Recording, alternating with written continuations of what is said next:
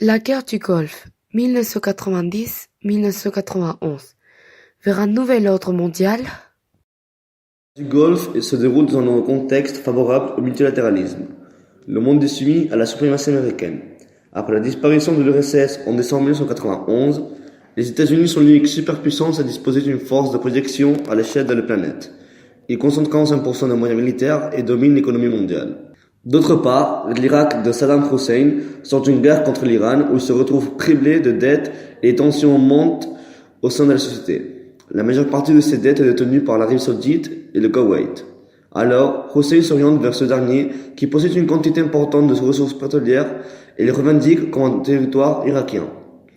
Ancien protectorat britannique, mais aussi un territoire qui a fait partie de la province ottomane de Basra, le Koweït est considéré par l'Irak comme étant historiquement et légitimement partie de celui-ci. Ainsi, la guerre du Golfe est provoquée par l'invasion le 2 août 1990 du Koweït par l'Irak de Saddam Hussein, qui cherche à élargir son débouché maritime et à prendre le contrôle d'un État riche en pétrole. Les États-Unis, menacés de leur intérêt stratégique, mobilisent leurs alliés. Un embargo sur l'Irak est décidé par le Conseil de sécurité de l'ONU. L'URSS donne son accord. Formant une coalition militaire internationale, 34 pays fournissent des troupes et du matériel, y compris des pays arabes comme l'Arabie Saoudite, l'Égypte ou la Syrie.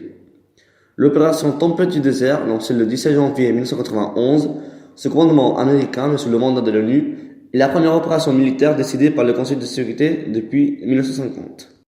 Puis, des bombardements intensifs des cibles stratégiques irakiennes précèdent l'invasion terrestre du 24 février.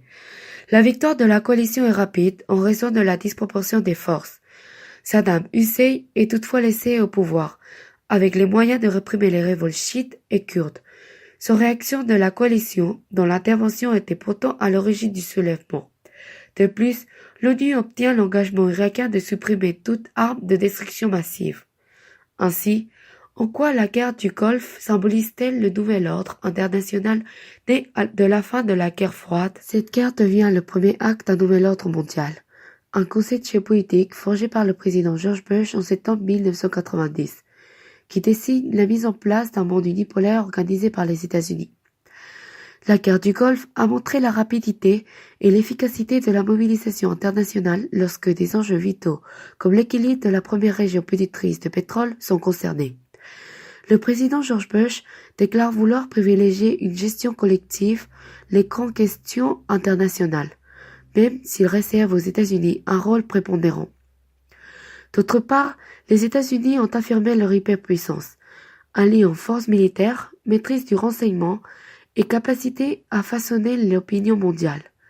La médiatisation de la guerre a été largement contrôlée par l'armée américaine, qui a cherché à aseptisser les effets collatéraux des bombardements sur les civils irakiens, accréditant ainsi l'idée d'une guerre propre.